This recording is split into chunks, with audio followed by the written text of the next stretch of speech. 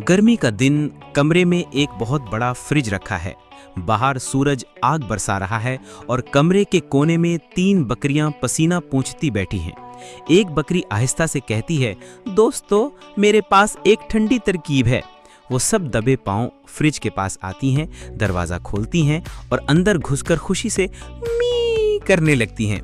अचानक फ्रिज की लाइट जलती है और वो सब आराम से ठंडी हवा का मजा लेने लगती हैं। लेकिन दरवाज़ा आहिस्ता आहिस्ता बंद होने लगता है। बाहर मालिक आता है और हंसकर कहता है कि अरे, ये तो मेरी आइसक्रीम चोर हैं। बकरियां परेशान हैं कि आपने लाइक, शेयर, सब्सक्राइब और कमेंट नहीं किया।